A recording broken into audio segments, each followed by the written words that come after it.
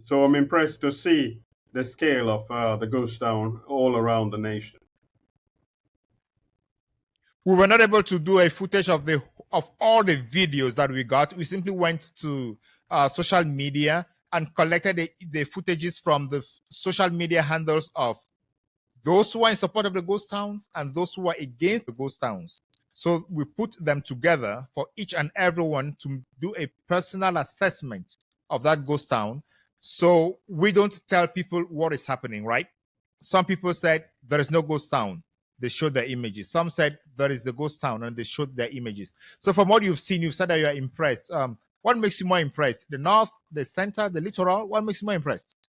Well, the thing that is nationwide. Now, the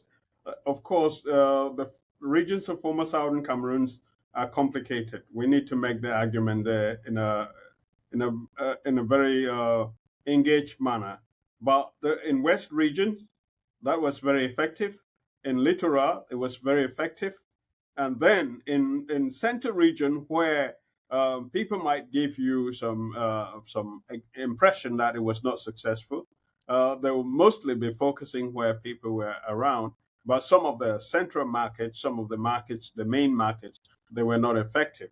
And traffic coming into the center region into to the capital Yaoundé, that was not effective. Now you've come to the three northern regions. Definitely, that was effective, and we've seen pictures also from the east showing that these regions, which also align with the areas that the candidate was very strong in, those were also effective nationwide. Thank you. It appears to me that the ghost towns had already started before Tchiroma even called for them, because I spoke to someone who lives in the north, in one of the three northern regions, and he told me that for the last 2 weeks, kids have not been to school at all. Did you have such information before?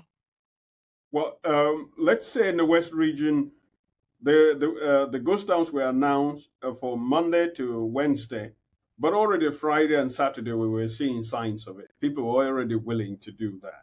Now, for schools, you can say the schools took precaution because of the protest that had gone on before, and they were afraid that this protest may continue, and then students may not be safe, and therefore we should probably call up schools for these days. So in that sense, you would say, okay, yes, the students were afraid of protest. Now, if that was the only thing, now since people were asked to stay home, they should have more of a motivation to go out and go to school, unless they actually see that the ghost towns are effective, or the people who are in charge of the ghost town, they have a way of enforcing them. So even if they were staying at home at the beginning, we cannot disconnect the lack of activities in these 2 days that we have now observed from the fact that the ghost towns were declared. So you have a mixtures at the beginning where people were already understanding that this is what we are going to do. We're going to close our shops and we will be willing to go down to the street. But if it's protest or it's ghost town, we're going to close our shops and take care of business. Now it has just happened that the way to take care of business for these 3 days, according to the campaign, is ghost town. And who knows? We may have protests coming, because what Mr. Tchiroma has shown is that he has the levers. He has the way of communicating with the people. When he finds that, he judges that at this particular time we need protest, and this protest should not be in one city or one region. It should be all of us. It should be nationwide. And then you find people coming up from all the different towns, as happened to on the 26th. So these two mechanisms have been demonstrated to be effective. It is now just left for the candidate to combine that kind of effort, which will effectively render this government totally ineffective and faced with nothing but to reckon with its own. But when you hear a religious leader saying that for us to have durable peace, for us to calm things down, we need to get to some form of justice. And that form of justice can begin this way. we are offering our services as religious leaders to audit the results from Elekam. Let us take a look at what Elekam presents. Let us take a look at what Mr. Issa Tchiroma Bakary is presenting. Let us also look at the other candidates who have this result sheet. Please bring them. We are brothers and sisters. One is saying that I was cheated, the other is saying that I did not cheat, all of that. We can examine that. There is room for an audit of an election which is contested. It is now moved just from a legal issue to a political issue, and the numbers are going to determine the clashing. You get 1 to 3% on the street saying that we want an audit. We want this audit to be conducted by the Archbishop, led by Archbishop Kleda, some imams from Marua, and people who have some credible standing in society. If you ask that and they do that audit, and believe me, if that becomes the galvanizing account, I'm sure Mr. Biya is going to resign himself. Because even now, physically, I'm not sure that he's physically up to the task of coming out and presenting himself and carrying out this kind of audit with the people. But that is where the religious leaders should be. The religious leaders should be saying that we are at an impasse, and for us to get to peace and unity and stability, whatever you're saying, is just the political language of the CPDM, where they rob you and they tell you, please don't cry, because if you cry here, then the whole neighborhood will be disturbed. Right? So we Anyway, need to get to that. I would invite them. We need to get to that point of saying we want to have an audit of the results, and it will become very clear that the landslide victory of Mr. Issa Tchiroma should not have been taken from him, and he is the rightful president. There is no other way we can compromise or calm down appeasement. If you say appeasement, to say to people that go and sleep and allow Mr. Biya through Mr. Ngongo and Chantal and other people to act as president, I think you are just making yourself the subject of ridicule. That's putting it mildly, but the people might even attack you to think that you are an agent from the government to pacify them.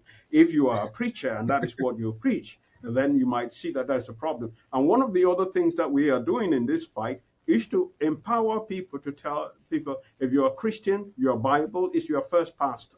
If you're a Muslim, the Quran is your first pastor. Where you read the Old Testament prophets, they are talking about justice all the time. And if your own preacher is not able to preach that stuff, then you should say, okay, Pastor, I need about 2 or 3 weeks here, or 1 month or 2 months to figure out this thing. When Biya will be gone, I will come back to you. But right now, I know what I want. I want justice. Fair enough. I would invite them, and I hope they come up and give clarifications, because sometimes perceptions could be different, and we could miss certain things simply because we've not heard them elaborate on why they made certain statements or why they made certain decisions. Let them come and speak. Yeah, I would really love to have them come and clarify. Not only clarifying, but also giving their sheep the right direction to take during this period.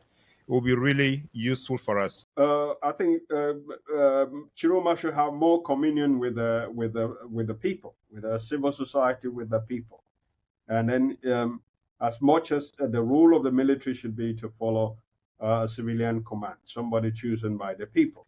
So Mr. Tchiroma needs to have closer alignment with and closer communication with civil society actors, so that the message is clear. What is it that we are fighting for? We're fighting for the president elected by the people to take power. How are we going to do that? We're going to force Paul and Chantal Biya to leave Etoudi against their will. They have to leave Etoudi. And after they leave Etoudi, you will say, okay, now the guy who took hostage Elekam and the Constitutional Council, because it's alleged that following the election, the director of Elekam went to the Unitary Palace and Mr. Biya and told Mr. Biya that the way results are coming in, you have lost. And he told him that You should adjust the results so that I win because I still have things to do. The presidency has not uh, condemned that statement, has not refuted that statement. Mr. Sadi has not refuted that statement. The intelligence officers of the country, on the eve of the election, they gave Mr. Biya the assessment. The way things are, Mr. Tchiroma has won. So the only thing stopping Mr. Tchiroma from being proclaimed president is that the man called Paul Biya has taken captive Elecam and Constitutional Council. So what we need to do is to chase them out of there. So they should get to a point where they don't have money to run their government. Then they have enormous pressure from outside to say, you have lost, you need to go. And when they leave now, the Elecam will be free to do an audit. And when they do an audit, they'll be free to resubmit to the Constitutional Council that, I'm sorry, the result I gave you before, I was mistaken. These are the right results, and the winner is Mr. Tchiroma. And then the Constitutional Council will turn around and read the name with some apologetic expression, hoping that they will be maintained in their position. But I have written books on this, and my third book, We the People of Cameroon Towards a New Federal Constitution. In that federal constitution, I argue that we need to get rid of the Constitutional Council. The Supreme Court is simple and sufficient for all these things that are, and in fact, for as long as the Constitution had them in provision, it was clear that if the Constitutional Council is not there, the Supreme Court will do their duty. And they had been doing that until about 2018 when they brought the thing on the scene. And ever since it was brought on the scene, it has been a disgrace. And so we need to get rid of that. So this, we have to be clear about what is the fight. The fight is that Tchiroma won the election. He should become the leader and carry out reforms. How do we get there? We have to recognize that Elecam, Constitutional Council, they are taken captive. They are under, there's a, everything they have announced so far, they have done so at gunpoint. You need to get rid of the man who is pointing the gun, and that man is Mr. Paul Biya and all those who support him.